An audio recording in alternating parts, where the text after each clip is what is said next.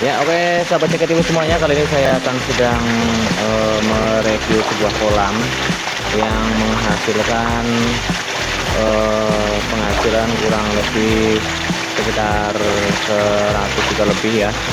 Dan buat kolam ini nanti kita akan tanya kepada penunggunya di sini, yaitu teman saya Mas Sofa ya.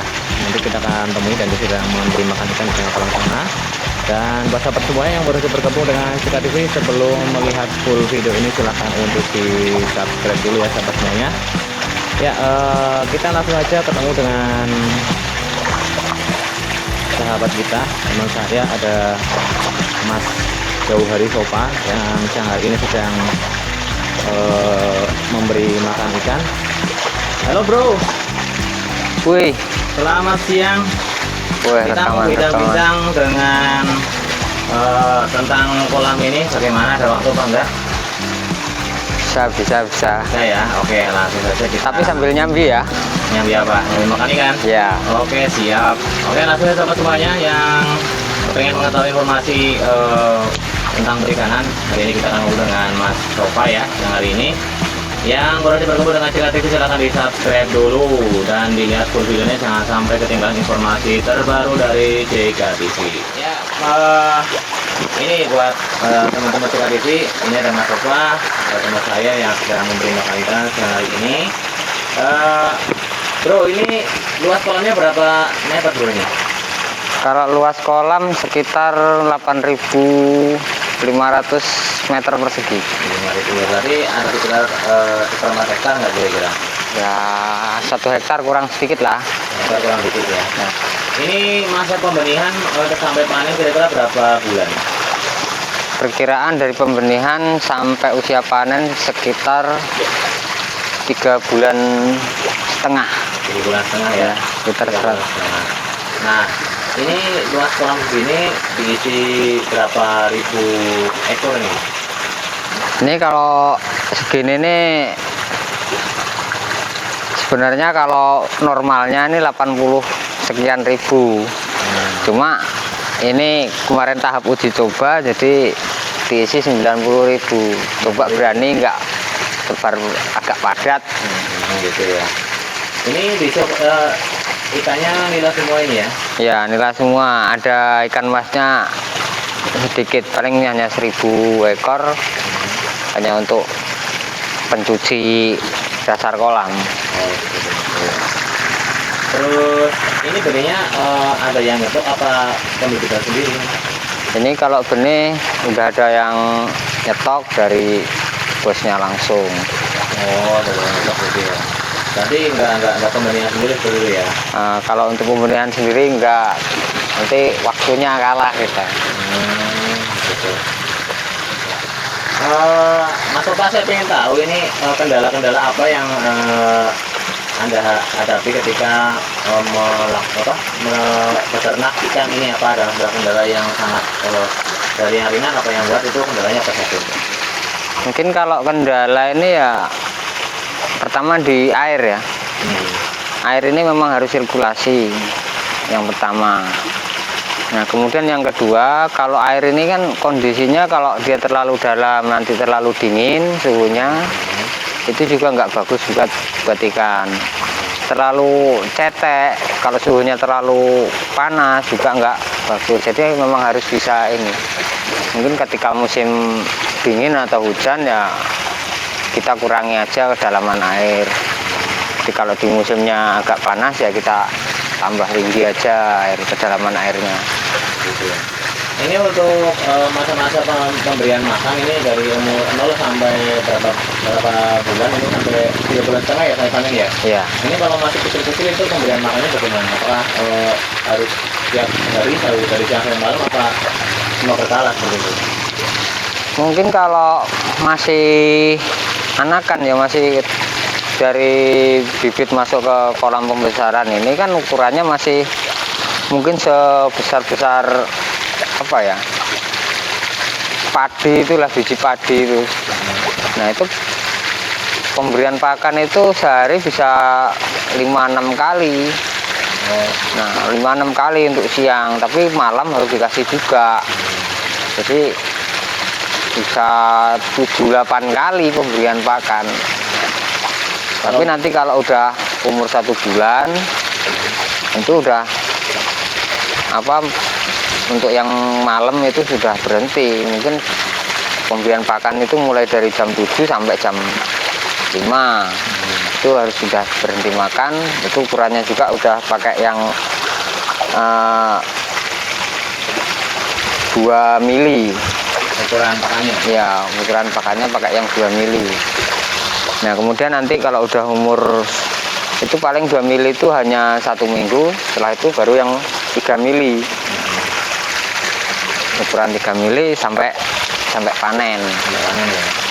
Itu perkiraan kalau untuk pakannya sendiri kalau beli sendiri apa ada yang stok seperti itu? Kalau pakan kita kemitraan dengan perusahaan, jadi kita mitra dengan perusahaan Tongwei. Nih saya bukain. Nih,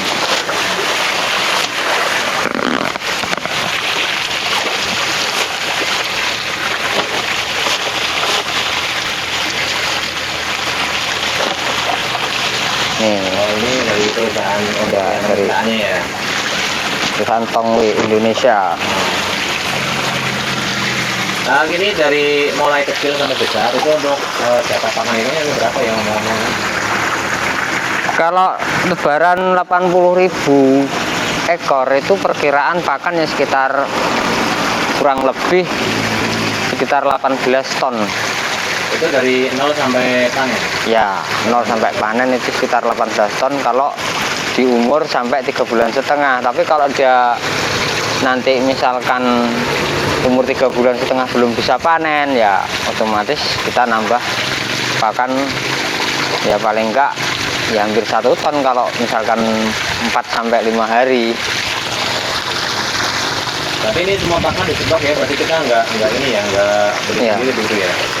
Ya alhamdulillah kalau masalah pakan ini sudah dikondisikan sama perusahaan, jadi mau butuh berapa disiapkan dari perusahaan. Berarti nanti hitung-hitungnya kalau udah panen. Hitung-hitungannya kita kalau sudah panen. Tapi termasuk juga dengan benihnya seperti itu ya. Ya sekalian benih. Jadi sebenarnya ya kayak petani kayak saya ini ya merasa terbantu. Ya intinya kita usaha ini nggak perlu modal yang terlalu wah. Kalau misalkan ini pakan ini per 100 kilonya 10.500.000. Kalau kita harus beli sendiri ini kan kayaknya kalau sampai misalkan 10 ton ini kan sudah 100 juta sekian loh. Kalau kita harus keluar modal segitu kayaknya wah Berat banget ya. berat. Iya, berat. Makanya kalau dari sistem kemitraan ini ya agak lumayan lah. Tadi kita intinya dimodalin dulu gitu ya. Ya. Nanti untuk perhitungannya di akhir. Nah di akhir kalau sudah panen selesai nanti kita hitung berapa hasil panennya, terus dijual itu misalkan dapat duitnya sekian, nanti dipotong bibit sama pakan. Nah ini kita tinggal ngambil sisanya. Oke bro, ini ya mungkin teman-teman dari Sika TV semuanya pengen tahu nih, ini kan luas kolam ya sekitar hampir 1 hektar ya. Ya. Nah ini kan diisi 80.000 ikan nila.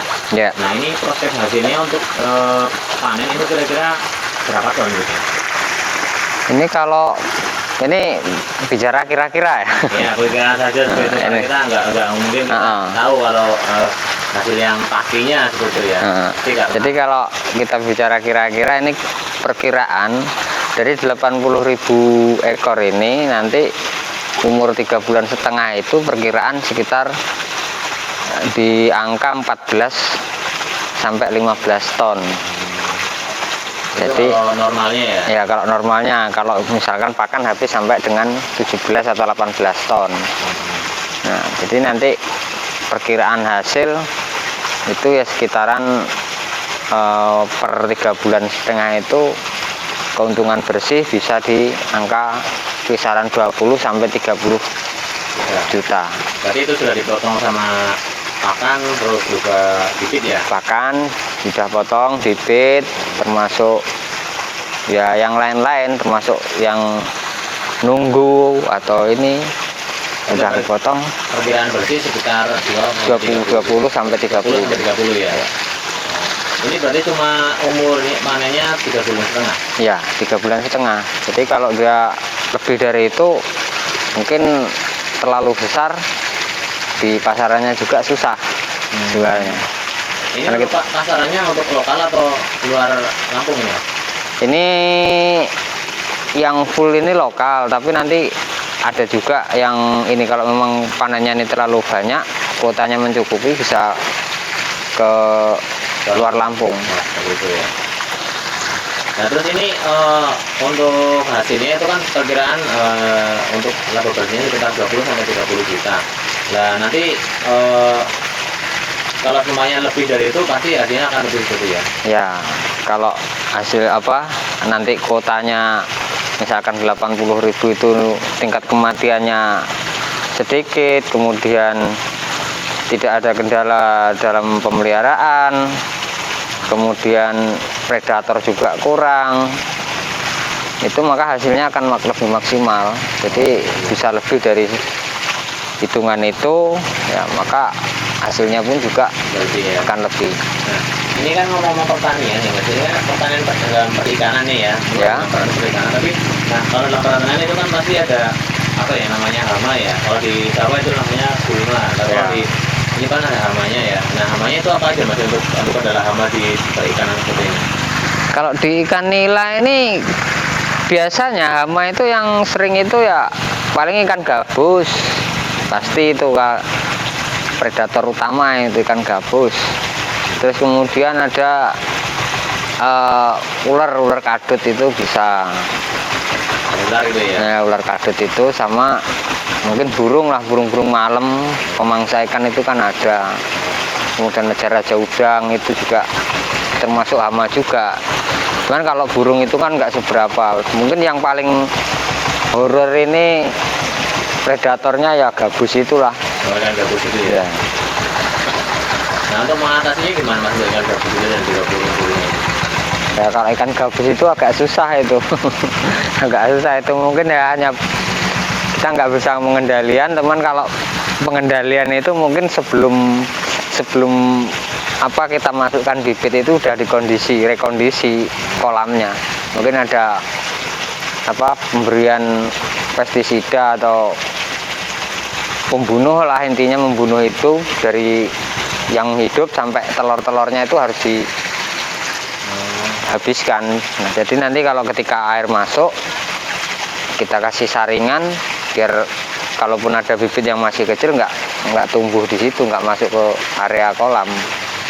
Berarti sebelum ini dimasukkan kita keringkan kolamnya kita semprot dulu gitu pakai obat itu ya. Ya harus disemprot itu. Kalau enggak ya itu tadi, karena gabus ini kan di lumpur aja dia masih sanggup bertahan bisa lebih dari seminggu.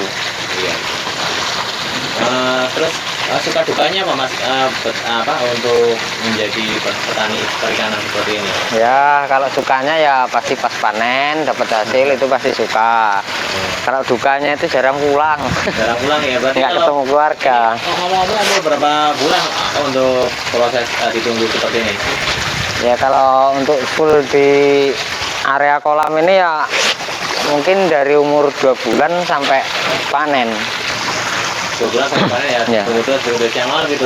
Ya, siang malam, kalau siang itu kita full pemberian pakan, malam kita nunggu ya mungkin burung ya ini. Jadi, apa ya hamanya? Pemberian makannya itu berkalanya itu bedanya berapa menit ya Mas? Kalau tadi saya lihat kan bolak-balik dikasih makan apa itu nunggu 10 menit atau 15 menit sekali untuk pemberian makannya. Ya kalau normalnya sih, normalnya kalau sesuai dengan panduan itu memang 5 sampai 6 kali. Tapi kan kalau untuk kolam seluas ini kan kadang kita ngasih makan yang ada di sini. Nah yang sebelah sana belum datang. Jadi ya tetap kita kasih makan terus. Nanti kalau udah kenyang semua kan dia nggak ini. Paling jedanya itu sekitar 1 jam. 1 jam itu ya. Ya, jedanya sekitar 1 jam. Jadi dalam 1 hari itu habis berapa kantong ini ngomong kalau jedanya cuma 1 jam? Ya, kalau sampai hari ini paling banyak itu 7-8 karung per hari. Per hari itu. Ya.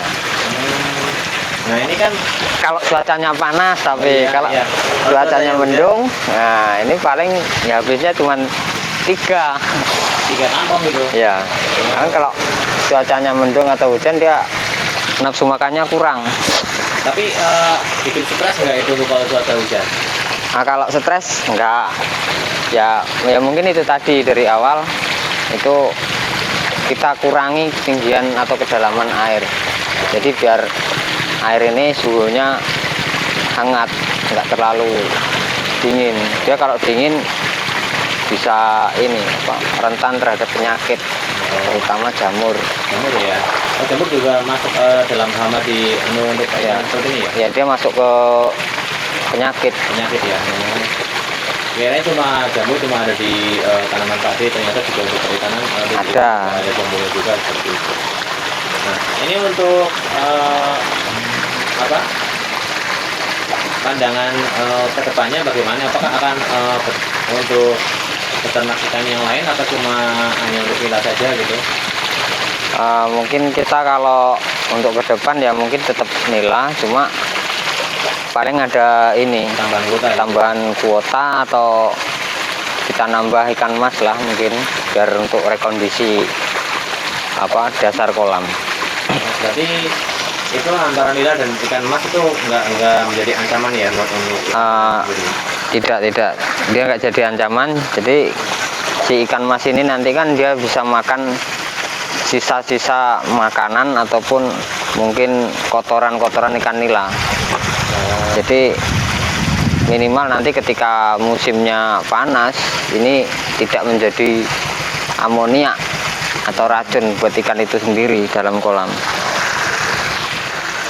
Oke, Mas Sofa, kita sudah ngobrol banyak untuk masalah perikanan, cara beternak ikan nila yang menghasilkan prospek yang sangat menggoda lah ya buat para sahabat-sahabat tani semuanya yang mungkin pengen mengerti cara beternak ikan ya. Ini namanya beternak ikan. Peternak ikan. Beternak ikan bukan beternak ayam ataupun Bebek dan sebagainya. Ini ikan juga termasuk perikanan dan beternak ikan ya. Maksudnya pembesaran saja sih sebenarnya di sini nggak maksudnya dari pembenihan maksudnya enggak cuma pembesaran saja dengan prospek hasil yang mungkin ya begitu menggoda lah ya untuk waktu yang 3 bulan setengah kalau menurut kita di sini ya bro ya. Ya.